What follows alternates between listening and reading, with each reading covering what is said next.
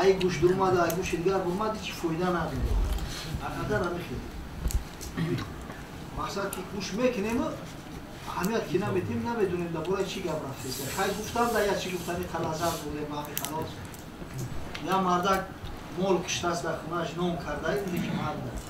бачаша гуфтай бачаам бара намозхонаро ги биёяд бачи бачаш баъди намоз се каса пешандоз метавонад ай ҷумона марда бикша худоки мотра гуфтем мардума даъват кун чиаи небишора кардем то мега падар ту мардума гуфти ё намозхонора мега намозхонора ва мега баъди ҳами намози ҷумъа бурумадам даҳами дари масҷид истодам ҳар касе ки мебурмад мепурсидамаш ака ҳами хатиб дар ҳами ду ракат намози ҷумъа кадом сурора хон ғайри ҳами се касичка намекунад ин аҳвол ҳизор муода рази вақти саволи ҷавоб шид илтимос кушад ячи худо қасам ба аллоҳ ина қасам мехониси худест замоне мешавад я олими ҳақиқие намеёбе ки саволаш битем ҷавоб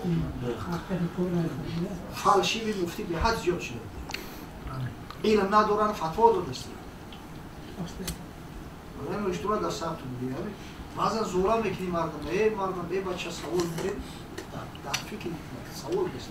як саволам шава ҳама ба кори худаш саргардона ина худо баракат шуда ишони ҷарола ина таълиму додеста дар бораи ҳами ҳайзи нифос ҳамара гуфтем ки намоз намехонад рӯза намегирад меки як нуктаи муҳим ҳамиро фаромӯш шуда ина намоз нахон рӯза нагирӣ баъд чӣ ина ак муҳлаташ тамом шуда хушк чӣ ҳамун намозу рӯзаҳоро оё одам мекунад қазош дар калаф рӯжӣ мешава намешава яъне натиҷагириша фаромӯш кардем ҳамиҷа ин мардак ба ёд мурасуд ҳар намозе ки дар ҳамин маҳлат мегузарад намехонад ӯ аз зиммаш соқит мешавад намоз аз зиммаш соқит мешавад аммо рӯзаҳоеро ки хӯрдааст баъде ки хушк шид фарқ надора аз ғайзай ай нифосай ҳатман рӯзаро қазо медодад барои чӣ барои он ки дар ислом ҳараҷ нест худованд дар дини мо ҳараҷ ваз накардааст агар ба шарти мо бигем ки намозҳоро қазо мекунад барои занакҳоро бисёр вазмин меғалта ҳар моҳ 10 рӯз агар масалан ҳайз бубинад мисол ҳамун дар муддати 10 рӯз ҳар рӯзе 5 намозӣ агар фақат фарзоро ҳисоб кунем 50 та мешава охир бечора дар мушкил меғалта аммо рӯза дар як сол як маротиба меяд ҳамагӣ як моҳай вале рӯзаро доштан барош осон аст рӯза аз зиммаш соқит намешавад аммо намоз аз зиммаш соқит мешавад ё барнамеяд савол бошад темаҷо حاضر جمله که درباره حبس همراه در زندان بود نمازار با تیمم خواند همه همیشه تیمم حبس بیرون بود همه رو اعاده میکنن در شرکای دهید بیشکشون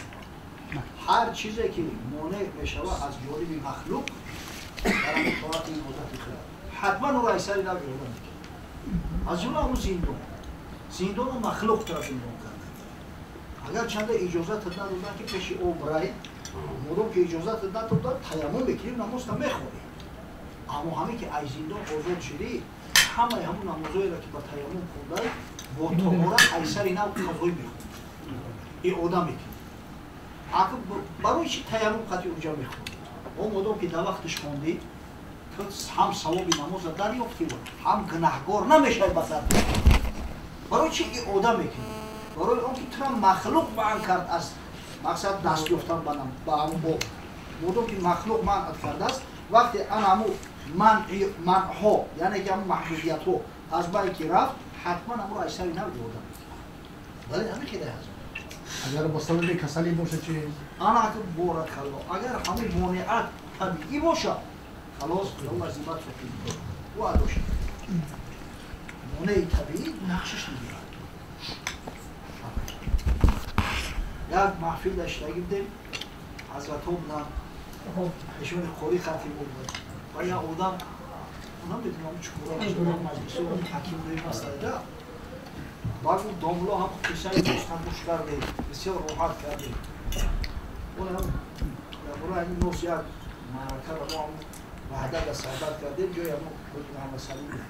Hamura gürtüyen partırtıyan da YouTube pansada bir sazı ortası oturdu. Noskaş bir şey oraydı da kan. Bu xunova bu blogeram katay noskaşo sohbeten avişte az diğer bakıma Hamura megan muş kardım hamaşa gufti bu ahir ne gufti ki hak Yunus şiay. Hak Yunus'a da gufti haromay. Doğay şiay. Bak خراب مسلم و حضرت الله بشه احترام نکرد پیش وقت چیش میگه مگر هم جوابش بده مفهوم ما بودم زمانهای پیش تلویزیون نبود مقصد تلفن نبود مردم اولان نبودن شبای زمستون دراز بود قیصرگوها بودن مخصوص بودم قیصرهای بسیار ابتری عجیب و غریب نقل میکردن مردم به نظر گوش میکردن شب دوده میکردن همون یک قیصرگوش در یک محفل تا همین وقتی اون در قریب تو همین در میدان اسم سعودی خب قصه لیلی و مجنون بکنه روزای کوی خلاص بکنه بعد پیش همین در میدان اسم سعودی میاد تصمیم میگیره که اکا هزار رحمت بسیار لذت بوده من آخرش نگفتی که اون لیلی مردک بود یا سر اون هم در این ما بچه چکلی گوش کرده که بود همونجا گفتگی هم که نام فتوها را گرفتگی که در این محمود الفتوها در فتوهای دارالعلوم دیوبند سیگارت حرام گفتگی نوسا مکروه تحریمی سبب شد گفتگی که سیگارت با خونده همه دوستش گفتن حرام هست دود طعام اهل دوزخ هست این نوست که همون دود نداره دوره همون مکروه تحریمیش گفتن خیلی حرامش تحریم سوال باشم تیمش حضرت تحریمیش در حرام کسب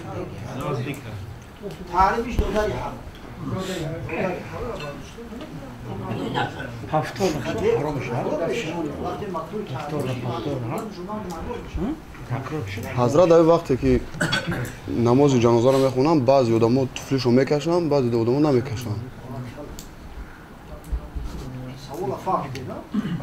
در وقتی جنازه خوندن بعضی طفلی رو میکشن پشت روی طفلی میتونن بعضی هم طفلی در روی پو هست اگر به شرط که نماز جنازه هیچ خیلی که ما عادت داریم در صحن مسجد چه حاجت فتشیدن طفلی نیست برای صحن مسجد توزه بوده در صحن مسجد حیوانان هم میگردن خدا به چودر نیست که مثلا سوشاب کنند برای یقینا توزه و احدنا الى ابراهیم و اسماعیل ان طهر بیتی ما با اسماعیل و ابراهیم خداوند میگه عهد کرده که خونه‌های ما را پاکیزه و توزه نگه می‌داره برای مسجد پاکیزه و توزه نگه داشتنش فرضه او توزه حجت نیست که پاکوشی تبرون اما بعضا حالت میشود که نماز جنازه را در کوچه میخوانند در کوچه محله مثلا ای مسجد بیرون ای مسجد بیرون این کوچه ها عادتا جایی هست که حیوان ها آمون دارن کودک ها دیگر اگر باشد که در غیر مسجد باشد در ابتری موضوع های خوفناک باشد اگر باشد که دبولای دبولای نجاست ایستاده باشه دبولای نجاست پا در دوری پاپوشی که باشد نماز درست نمیشه نگه وقتی پا را ای پاپوشی برو ورده و در بولای همون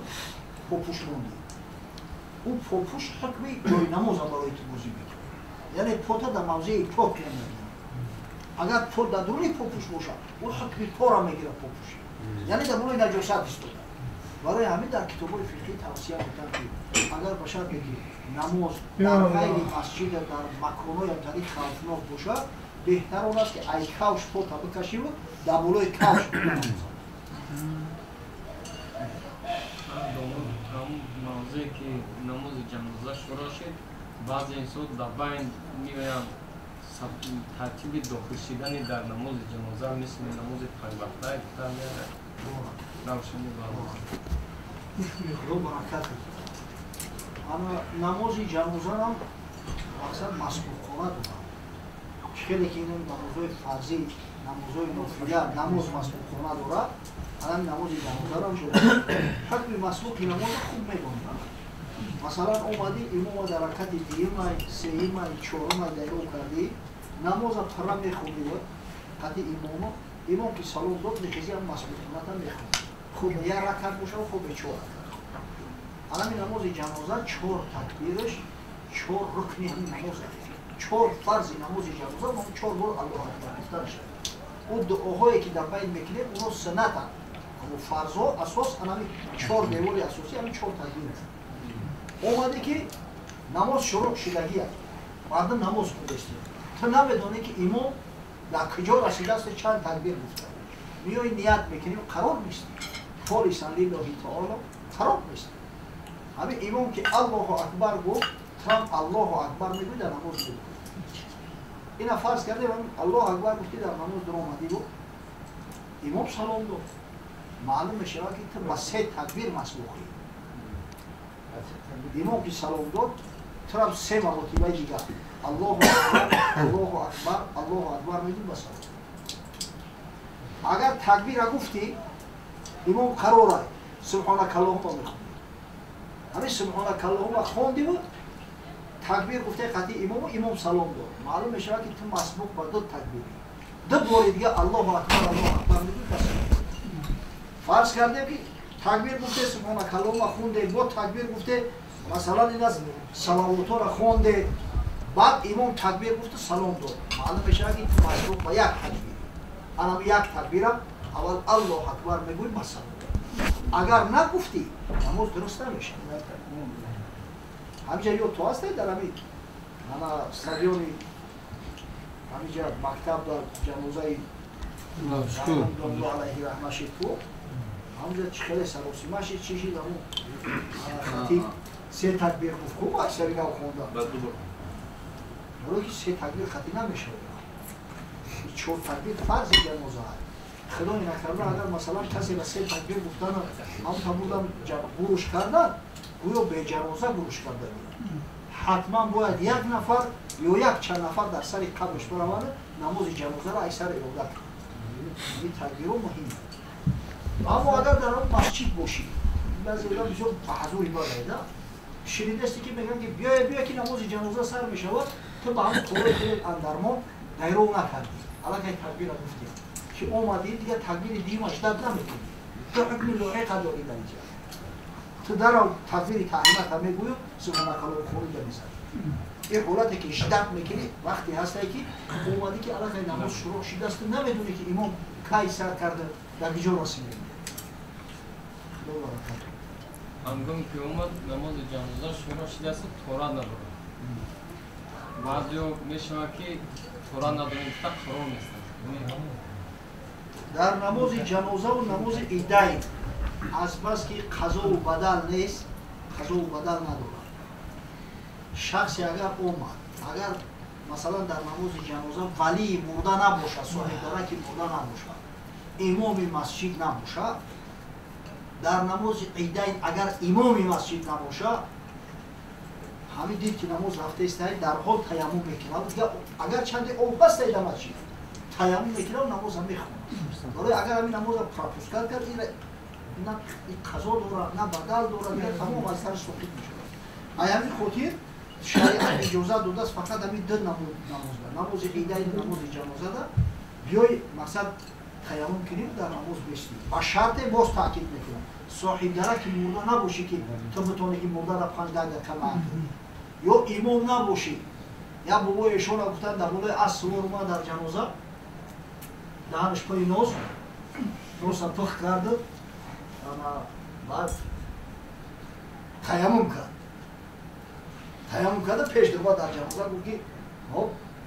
آماده نماز باشه نماز خون اما تو خلوات نماز نخونده است نماز درست نمیشه مردم که حقی پیش اومدن دارد حقی منع جنازه را دارد 5 دقیقه نماز درست نمیشه همون ترتیب هر از صف میشد یا بودم به عقل دیگه نماز همین نازکی بسیاری است از برای خلافی بهتر بسیار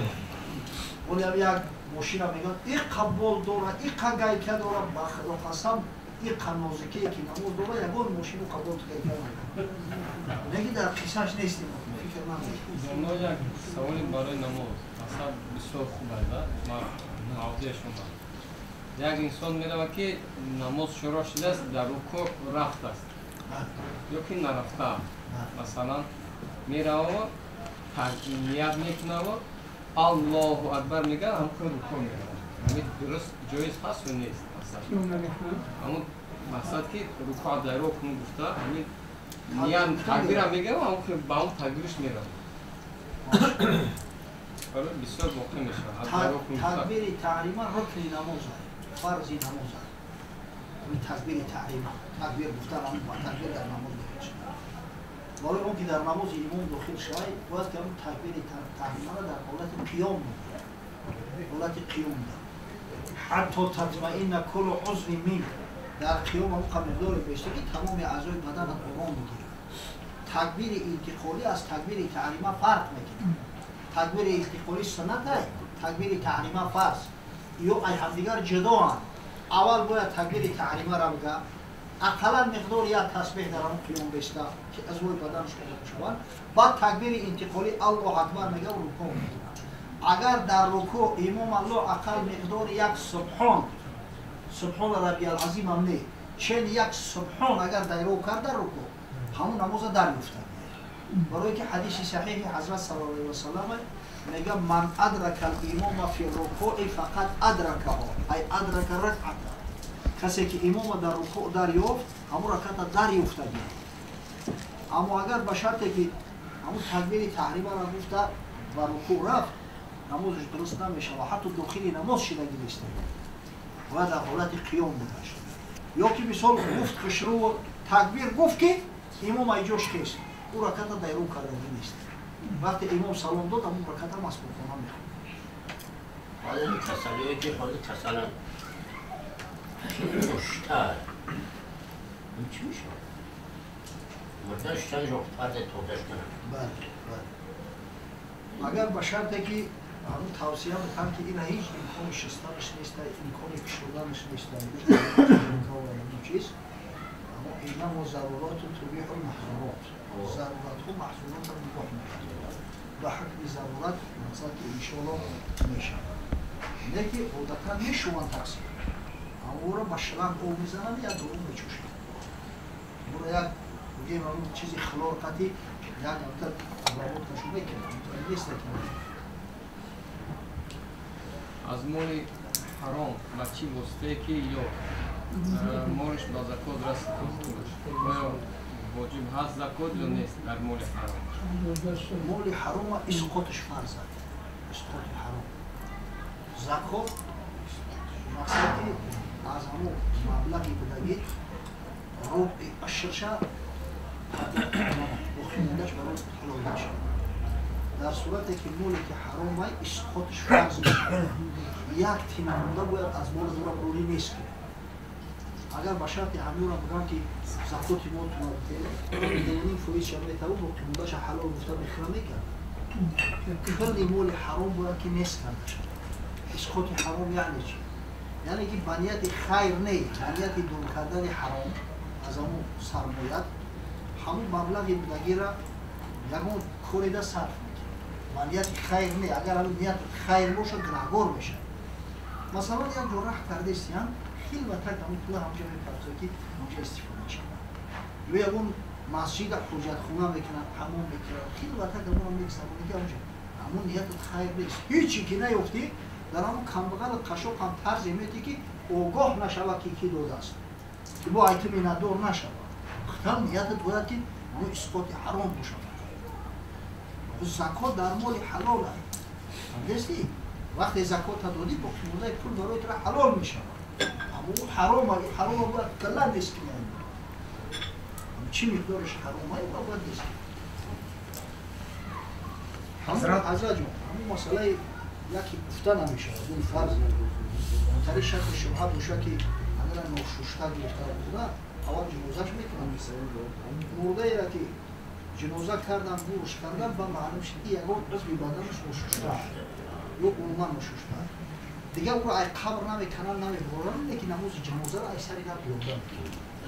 احتیاطا همون برای در مورد همون قبر یا بگید نماز جنازه را کنه شده لیکن سیر کار در جای مرشید خطیب ارادهش نکرد یا کبیر خطیب اداره سکشن بود بعدش موزه کلی بود باقی کرد در مجلی مردمی آبود کمکن کنه سه تقدیرش بود نامده که جنازه درست همیشه جنازهش نکرده بودم چی کرد؟ نباید؟ حمد أبو بنات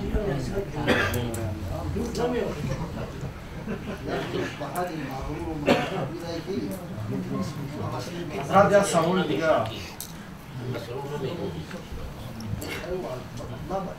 حضرت این قولین 3 با 2 و 3 با 5 یعنی اسمش زود به نموزه دیگرش با نموزه خوندن در اونجاش درسته چی خیلی اگر قولینی تمام باشه قولین رو چیزی یا پراش خیلی باش نجیم خیلی تمام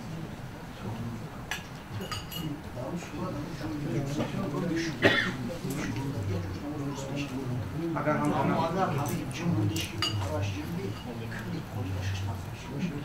اگر چندگی در یکیش بشمشتی او شوشتنگی زمان پیش از اصلا قولین را دیدن همیشه او یک روز یا یک شب تو روز ایبولوش مرور ایبولوش یعنی که در نهر میفرقی همیشه ایبولوش رو بگذارم یا که شلنگ را در پروت در ایبولوش میپرتوید ایبولوش رو یکتری وکی در میدونمش که او همیتر شوری در پیده نیستی ولی بعضی قولین‌های هستن در خیلی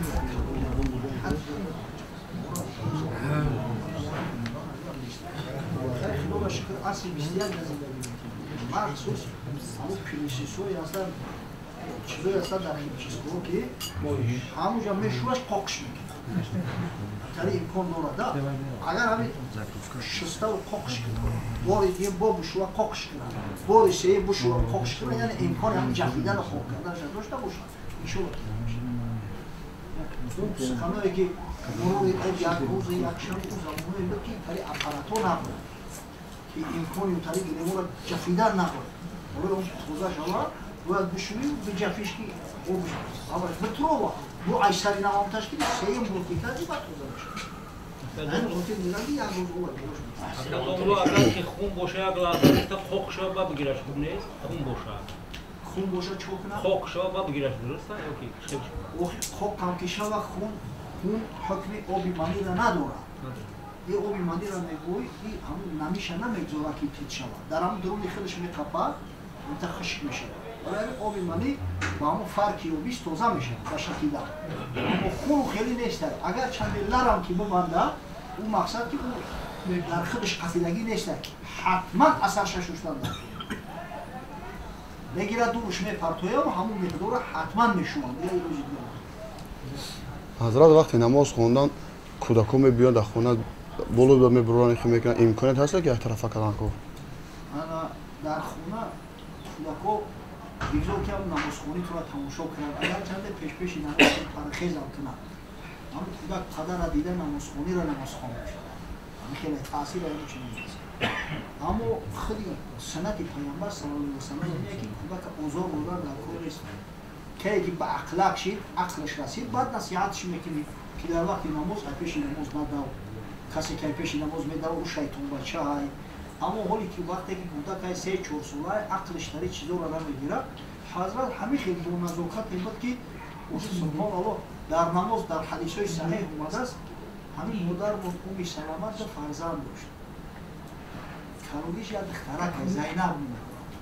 او خونیش عمر می‌نامید عمر ابن ابی سلمه بعد دیگه هم زینب باش وقتی حضرت صلی الله علیه و سلم در خونه نماز نفل می‌خونده است اومده است در گردن حضرت میچسبید حضرت در وقتی همون قیام در اثر حلقش همون دخترک شدگی نماز میخونده است وقتی با رکوع رفتن از سر حلقش میگرفته در زمین میموندستش رکوع میکنه سجده میکرده با هم وقتی خیستنده با میموده گردن حضرت هم میگرفته است همون را با یک بار نگفت که مقصد گون شای پیشم با برای که جلب شوند نه کودک جلب شوند در وقتی نماز فرضی در مسجد نبوی حضرت در همیش سجده به حد دراز ایستود 5 دقیقه و ایستوده است خیلی صحابیه را همه اطاعت میکنن تو وقتی که تکبیر نمیشید نمیخیسته این رنگی مردم ما نیستن که ولی امام بیچاره در سجده این پرم خیزه یا امام ولی سجده نکرده یا رقی در سجده های حضرت به حد تأکیدهای سخت داره نحیهای سخت داره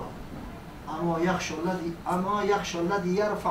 رأسه قبل الامام ان یحول الله رأسه رأس حمار آیا شخصی که پیش از امام سرش ای سجده میبرداره نمیترسه که خدای تعالی سرش سری خر میگرداند. حدیث امام بخاری است. هم قرار ایستادگی. بعد حضرت از سجده سر برداشت، خیلی نماز خلاص کردن. بعد نماز سوالش کردن که یا رسول الله مگر بر شما وحی نازل شده اون وقتی سجده که اینقدر دور و دراز ایستاده؟ گفت نه حسن اومد در بالای گردنم سوار شده بود و خانواده تو نرفت دیگه از سجده سر برداشته نتونست. همه کمیقدار در نماز جماعت حضرت ایستاده. برای همین کودک‌ها را عادت بکنونه که ببینن. اما شوخی و موزیک میاد در درک میسته پیشش نکن، مایلش میتونه پیش نماز میدونه گیزور نماز ببینه همین شیر بچه ها در همون پراید شیرها تربیه میوان همین نمازخونه را در خاندان نمازخونه تربیه میوان که وقتی نماز شده قرار بشه و نماز شده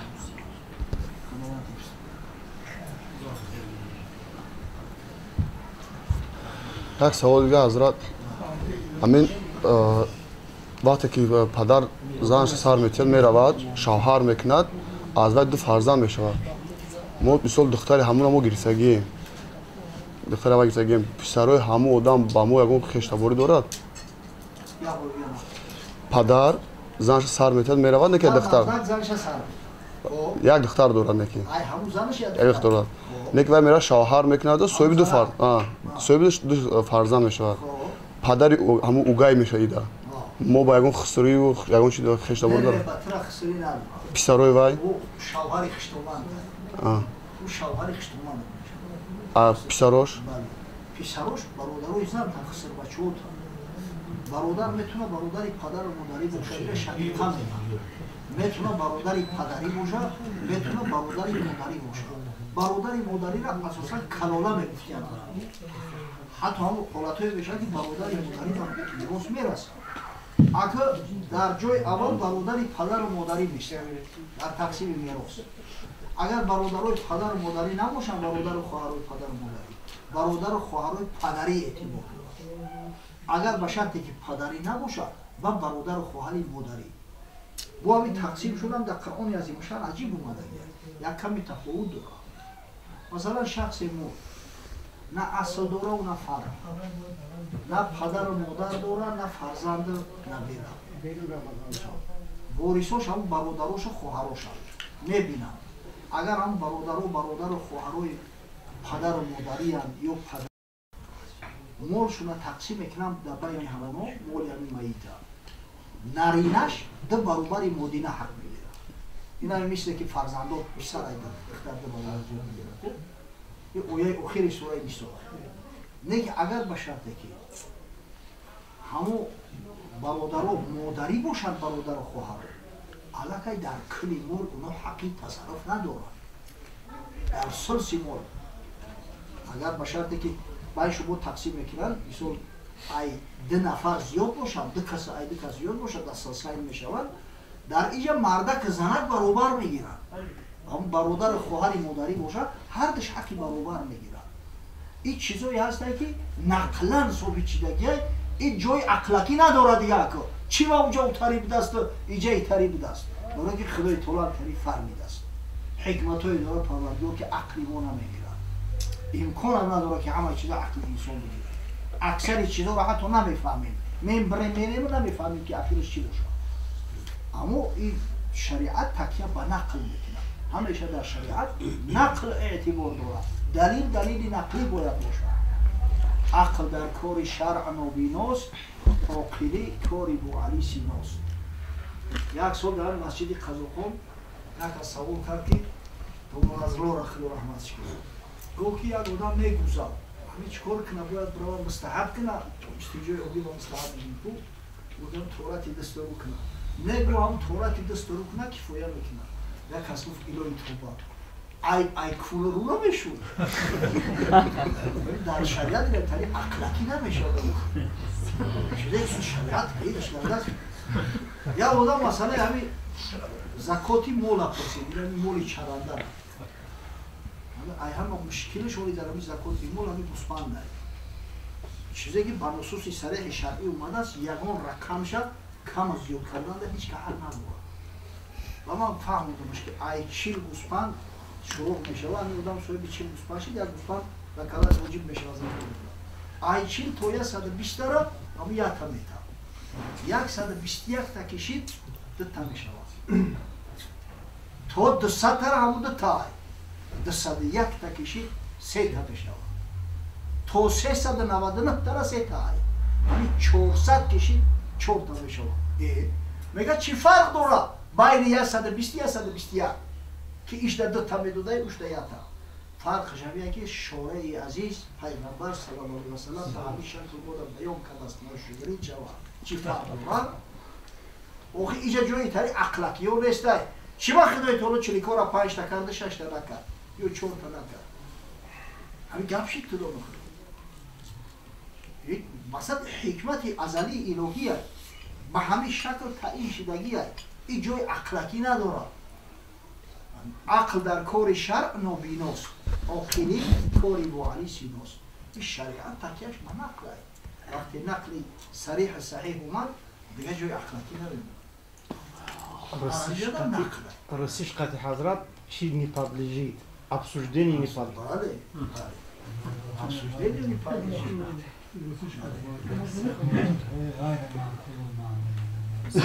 بله بله حضرت از سوال میرسیم ترگم و دعا کنیم 10 چی باشه بگو مثل تجدد بکنم این سوال منظورم همین زنهایی که مثلا جراحی کتی مثلا فرزند جراحی میکنن همین نفاس همی رو چکن میشه مثلا ولی با ما داشید است دو فیگور بایرون نشیدن چی کرد و هم هری کسری وکردن اما آدمون همین کار میکنن و با عقل نیستن اما زن اگر نیمتنه میکنن این جراحی این عملیاتی اکثر غیر طبیعیه بخوی نخوری و تاثیرش میمونه قپهلو رو چوک میکنن یا دست چوک میشوه تو چند مدت همه سوزه و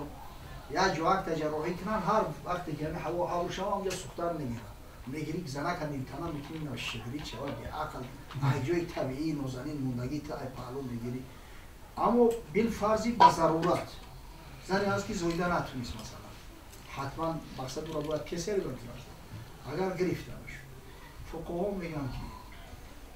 پریستوید کنیم اگر که آیا اون پایون یگان قطره خون نیوید از فرج زن یگان قطره خون نیوید در اون صورت نفاس نمیپوید زن نفاسش ساقط میشه اما این تئوریتیچ که ممکنه اینه که پرکتیچ که ممکن نیست любой операция را کنن دیده که شلنگ میزنن با خونده هم خون میمونه که هم ادخود دوست با شلنگ میوید اینجا این مقصد روحی طبیعی یوخی اما روحی طبیعی خدی اگر چند اپراسیون کنن روحی طبیعی خدی توش میکنن اما خون چیزایی که در بچه‌دان کودک بچه‌دان زنک هست ای پرویو میفروه پرکتیچ که امکان نداره که خون نیوید هم یک قطره خون هم اومد حتما مدت نفوس رو اما اگر فرض کرده من تا تئوریتیچ که یگان قطره خون نیوید در این صورت سقوط میشه نماز میخونه هم خوبایی درسته مثلا نماز میخونه هم درسته البته ممکنه وقتی مدت نفوسش گذشت یا عموما نفوس نشید البته ممکنه نه که عادتا بله عادتا با همون زنهای که سریع میکنن مقدار نفوس یا نفوس زیادتر میره برای وقتی برای طبیعی میگوید که آبدان همه کلتور رو میگوید بعد خون کم میره اما وقتی برای صنعی میگیرن اونجا ادخود زیادتر میشه همه جراحی رو همه چیزی کودک رو به حد زیاد میره تو همون خشک نشود نفوسش نمیگذره حدی اکثر نفوس 40 روز خیلی دعا رو میشه حضرت همین دعا رو تبرکن شما نماز دعا نمیشه دوباره مچی داریم نماز خوریم با هم دعا کنیم مچی مگویه نگاه دارده خوندگان مردم خود مورای خوریم بکنیم مچیم جنده دعا کنیم خیلی من بگیم چی کنه بگه؟ حضرت از سوال گفت همین مسئله شرعی هم جواب همین اگر با شرطه که همین مسجد من در مسجدی مختلف و سری راه نمیشید نگو جوی شک تردید نبود جماعتی دیگه سیم چهارمش هم جماعتی مستحبه بشید اما مدام که این مسجد داخل محله یک جماعت معین داره، امام معین هست، معزین داره، وقت معین داره، موافق قول امام اعظم ابو حنیفه رحمه الله، حالا که جماعت دیگه مسلم چهارم دیگرش مکروه تحریمی است. فقط امام ابو یوسف رخصت داده است به یک روایت،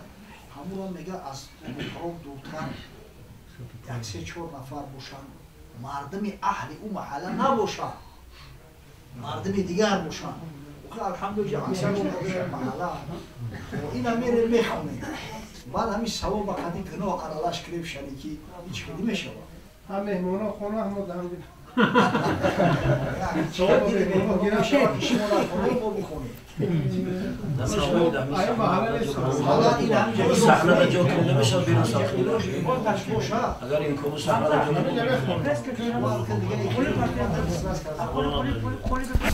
حضرت این سوال داشته بچه این سوال رای ملت سوال حضرت بوده در وقت حیض خوب رفتن گناهی چه؟ یکی با بوده خوب رفت اوه فرزان شد چی فرزان بشه؟ خستن خوب کرده یک زوقش کرد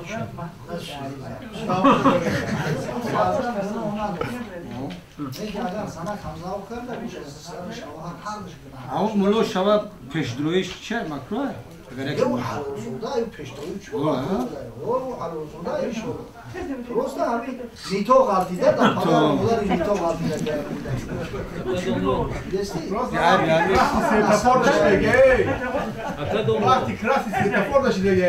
ای خیلی پدرش دیگه یک کسی کش دوره نه اول هذا سوال یک تیانه خیلی باز همش تشکیل میکنیم قبول سوال بسیاره بسیار را کتابو میگه که فرزندای 9 ساله با پیدا میشه میره شاه میده حیث یک فرزند 9 ساله شرط نیست که از راه زنا شود. عمل غیر صالح امکان دارد که اینا مثلا طریق حالتی که زنک در حالت حیض نفاس مدرک شب قصد یا که اگر لقمه شبهناک حرام خودگی همخوابگی میکنه اون لقمه تاثیر خیشه در بدن انسان میگذاره کن اما سپرم نه با حساب این همی خوراکی میخوردگی استا مقصد پیدا میشه. انا همه قولت ها دارم اما فرزند امکان دارد که عمل غیر صالح شود. حتی خیروان به حضرت نوح مراجعت کرد گفت یا نوح انه لیس من اهلک انه عمل غیر صالح. یا نوح گفت این کنعان اهلیت نیست. و خیروان بعدش کرده بود که نوح علیه السلام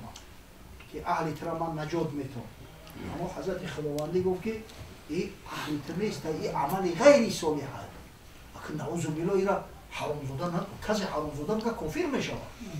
کسی نسبت زنهای پیغمبرو حتی اگر همون زنهای پیغمبرو کافر هم باشن مثل زن نوح علیه السلام مثل زن لوط علیه السلام اگر به شرط همین گپ بگه کافر میشن. برای که زنهای پیغمبرو اگر چنده همویش کافر هم بدن اونا مقصد مبرا از زنا و از طریق حرام هست. اما اینجا خدای تعالی میگه عمل غیر صالح هست، یعنی به این معنا که انا شاید که اون داشته دیگه هم فرزند یا در حالت قهر غضب یا یک رفتار دیگر اینطوری حالت که شود همون عملی غیر صالح میگن، فرزندی ناصالح و ناقابل میگن. و حضرت نوح میگه نوله کرد گفت یا رب وعده کردی بارها که بیابد قومت از طوفان رها، دل نهادن بر امیدت من که بیابد اهلت از طوفان رها، دل نهادن بر امیدت من سلیم، پس چرا بربود سیل از من گیریم. خدایا خودت وعده کردی که اهل بیت تو را نجات میتم. آخه من امید داشتم به این وعده تو. چه فرزندم در پیشم غرق شد سیل گلیم برد. گفت او از اهل خیشانت نبود، خود ندیدی تو سفیدی او کبود. او گفت اهلی تو نیست یا را گفت او از اهل خیشانت نبود، خود ندیدی تو سفیدی او کبود. چونکه دندانی تو کرمش در فتاد نیست دندان برکنش ای اوستاد. همین دندان که کرم خوندهش برای دفعش که بکنش بود دیگه ایتی حساب نیست تا که باقی تر نگردد زار از او، گرچه آنی توست شوق زار از او. اگر نکنی تمام اعضای بدن بدن می‌آید. اگر چند یک عضو بدن تکی باشه و دور مدلیتش کنی که نیستش کنی. عمل غیر صالح در همین موارد را استفاده می‌شود. اما او کودک مقصد خودش گناه نداره. ای به او کودک نیست ای به پدر و مادر میشه. گناه در سر پدر و مادر میاد. برای همه گناه پدر و مادر فرزند اتفیچت نمیکنه. یکم جزا یکم جریمه داره حضرت. در حدیث اومده است حضرت صلی الله علیه و سلم میگه کسی زنش در حالت حیض یا نفاس قطعش خانخوابگی میکنه 1 دینار یا نیم دینار باید صدقه بده. 1 دینارش $100 نیم دینارش $50. نه که در مذهب ما این قبول نیست. مذهب ما را قبول میگن پیغمبر صلی الله علیه و سلم همین کار تحذیرا کرد. با خاطر اینکه مردم متأثر نکنند. این تحذیر است مثلا. یک تعذیر ایده دشمن. اما مقصد که مردم که همین جنایت کرده است این یک راه داره توبه صدقی. پیش پروردگار باید صدقا توبه کنه. دیگر رجوع به همین گناه نکنه یعنی توبه نسوه. مولا همین در همین جای پای هست. عادتا همون مولد حیض 5 روز است. 3 روز است. عادتا. گفتن نمیشه بعد از چند مدت گذشتن همون کمتر طولانی شد. در همون حالتی که همون 5 روز بود شد و روز ششم یک جایی شد اگر مبادا اگر حال در حالت حیض باشه چه میشه؟ اگر به شرطی که عادتا ممکن میشه بعضا در حالت بیمار میشه یا که همون سیکل بعضا دوام میشه طبیعت دیگر میشه وابسته به کنون همین کاتاکلیزم میشه اگر بعضا طریق دیگر میشه اگر به شرطی همون زن شوهر نفهمن که همین خیلی شید است عادت زن همون 5 روز است 5 روز در خشک شید مثلا قطعش همخوابگی کرد که با خون اومد اینجا ایو گناهگار نیست برای که ایو معذور و عادت زن همون 5 روز بود که با همون عادت رفتار کرد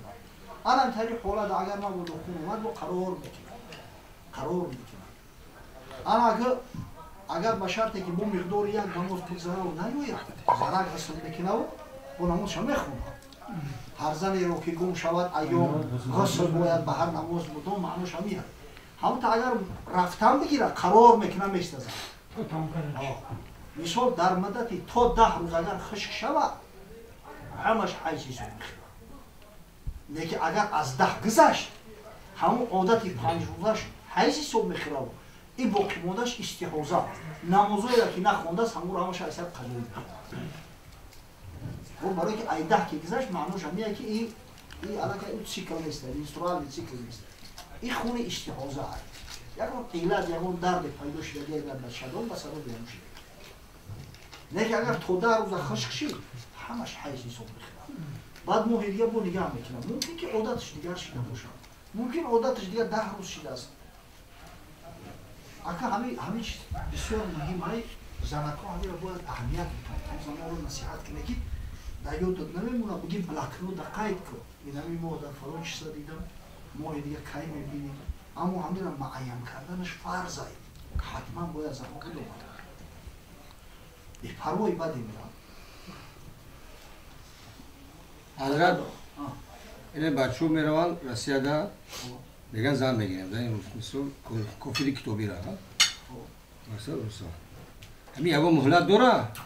سال در 6 ماه تو 6 ماه قطعی زندگی تو 1 سال تو 10 سال یا عمر قطعی هم در زندگی کنه قطعی تو ایمان وارد شه ما تدری نفس و ماذا و تاکسی بغد هیچ کنه میدونه که این پگاچ خیلی چی میشه و چی حادثه میخونه خیلی مقدار تو هست قطعی نیست اما اگر در وقت یا خدمه نیکو معین کنه وقت چه من قطعی عقد نیکو ما با مدت 6 ماه میبندم یا 1 سال میبندم حرام ایو درست نیست نه جایز نیست موقت میگم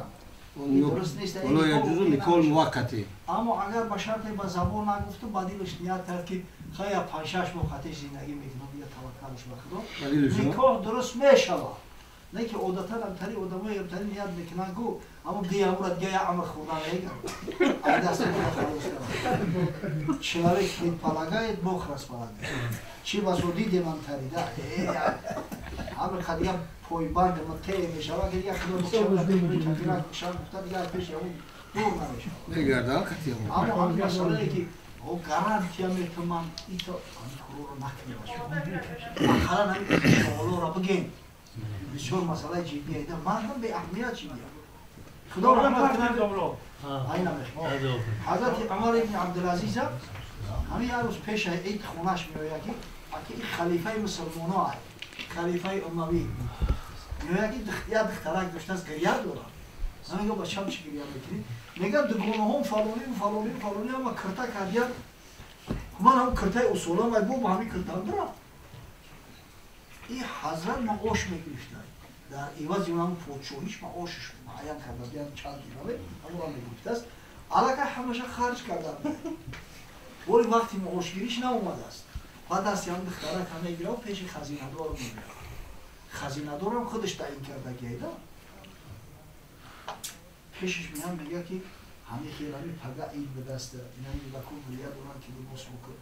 همه معاش ماه آینده ما میتونی که اوانسو پیشکی بدی او خزینه‌دار میگه میتونم و شرطی که از ابوخر بنویسی که تو ماه دیگر را زنده بمونی خدا پناه متمام وازی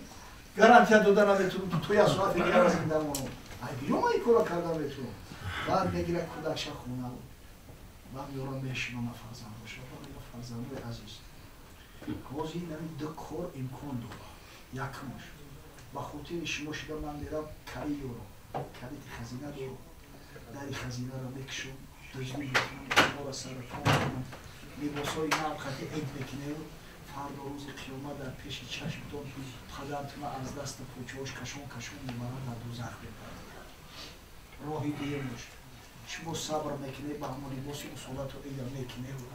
فردا روز قیامت دستی هم دیگر را گرفته و دستی به دست و خیلی جلال میشه یک شختون انتخاب کنه که خیلی شیر بچه میشه رو بخواه میگم پدر ما روزیم اندی هم لباسای پربینی مخاطب اید میکنیم میخواهیم اید قطیمون جنت برایم یک کروی میکنیم گارانتیا یک سال زندگی میکنه یا موزین خدا خودش دونوایی چند خواهد زندگی میکنه چند خیلی خدای تو بعد هم دایو شده میکرد و خطی و مقصد چی؟ باید زندگی کرد تو آخر این خیلی میتونه آخی وقتی که زن میگیره فرق نداره برای زن فقط برای شهوت تسکیل دادن نیست باید زنی صالحه بگیره همه جا همه گپ فقط همه موضوع بود زنی مردی صالح باید زنی صالحه بگیره زنی صالحه باید مردی صالحه بگیره تخیروا لنطفئ من که الاکبر اون نوشگری چه طوری مرده که نمازخوان مسلمان یا سرنی چه کنی چه اون سمیگلی در سر قبرت بزنی در روسیه زنک صالحه کمه همونجا دم پرای توجیه که ازبک مسلمان آخی زنگیری زنی مسلمان بگی یا خیلی غیره دوری همون را گرفتی بگی مسلمانش باقی سطرش بپوشون آخه اگر یه روزم که زندگی کرد در اون همتری حالت قدی دیوش میشه و فرقش چی؟ اینه گفتان در کنه اینه فهمیدن در کنه همون اخیرش نفهمید که دیوش انا میخیر انا مونا فهمید دوملو بله آخه همون معصومی همین حضرت توخ مبرو ماده کرد حضرت دوخه نه داوجه دیوش میشه بسیار پا ولی زندگی یک چیز جوی اون گفتن آمین الحمدلله وهو سيدنا ومولانا اللهم ارحم صاحب هذا الطعام ووكيلنا كلهم اجمعين اللهم وصلنا الى جميع مقاصدنا وتب علينا انك انت التواب الرحيم اللهم انصر الاسلام والمسلمين اللهم اخذل الكفار والمنافقين ربنا لا تسلط علينا من لا يخافك ولا يرحمنا اللهم انا نعوذ بك من البرص والجنون والجذام ومن سيء الاسقام برحمتك يا رب